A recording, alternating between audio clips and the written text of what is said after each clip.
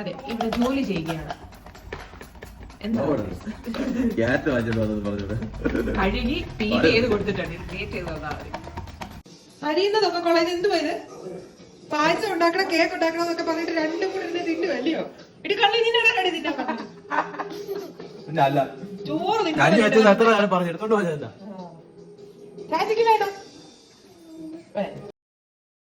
അപ്പോൾ അരിഞ്ഞു വെച്ച് ക്യാരറ്റെല്ലാം കൂടെ നമുക്ക് 2 സാധനം ഉണ്ടാക്കണം. ഇത് കണ്ടെയ്നറിലാക്കാൻ പോയപ്പോഴാണ് ഇത് നിങ്ങളെയും കൂടെ കാണിക്കാമെന്ന് വിചാരിച്ചത്. നല്ല അടിപൊളി കണ്ടെയ്നറാണ് കേട്ടോ. ഇത് ഫ്രിഡ്ജിൽ വെക്കാൻ പറ്റുന്ന സ്റ്റോറേജ് ബോക്സസ് ആണ്. ഫ്ലിപ്കാർട്ടിൽ, ആമസോണിൽ എല്ലാം അവൈലബിൾ ആണ്. വേണമെന്നുണ്ടെങ്കിൽ ടാഗ് ചെയ്ത് കൊടുക്കാം. അപ്പോൾ ഇന്നത്തെ കേക്കിന് ആവശ്യമായിട്ടുള്ള കുറച്ച് ക്യാരറ്റ് ഞാൻ അല്ലാതെ ഒന്ന് ചെറുതായിട്ട് ക്രഷ് ചെയ്തെടുക്കുന്നുണ്ട്.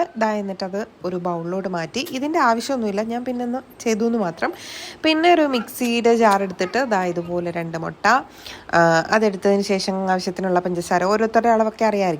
പിന്നെ കുറച്ച് സൺഫ്ലവർ ഓയിൽ, ഒരു 1/2 കപ്പോളം വരും, അതോട് ചേർത്ത് മിക്സിയിലിട്ട് അരച്ചിട്ട് നമുക്ക് ബേക്കിംഗ് പൗഡർ, പിന്നെ എനിക്ക് കൊക്കോ പൗഡർ അനാവശ്യമായിട്ട് തോന്നി കേട്ടോ. അതുകൊണ്ട് നിങ്ങൾ അത് ചേർക്കേണ്ട. മൈദയും കൂടെ ചേർത്തിട്ട് നമ്മൾ സാധാ കേക്കിന് എങ്ങനെയൊക്കെയാണോ ബാറ്റർ തയ്യാറാക്കുന്നത് അതേപോലെ തന്നെ 1 സൈഡ് മാത്രം റൊട്ടേഷൻ ചെയ്ത് കട്ടകളൊന്നും ഇല്ലാതെ ഈ ഒരു ബാറ്റർ കൊണ്ട് മാത്രം നമ്മൾ കുഴച്ചെടുക്കണം.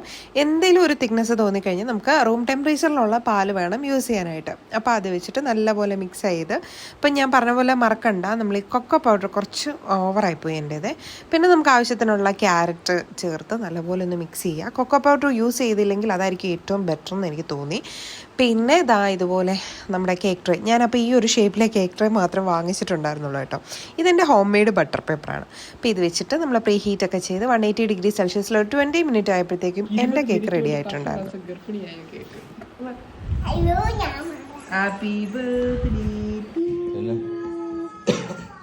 Happy birthday to you, dear Kallu, happy birthday to you. ആദ്യം കല്ലൂരാന്ന് എനിക്ക്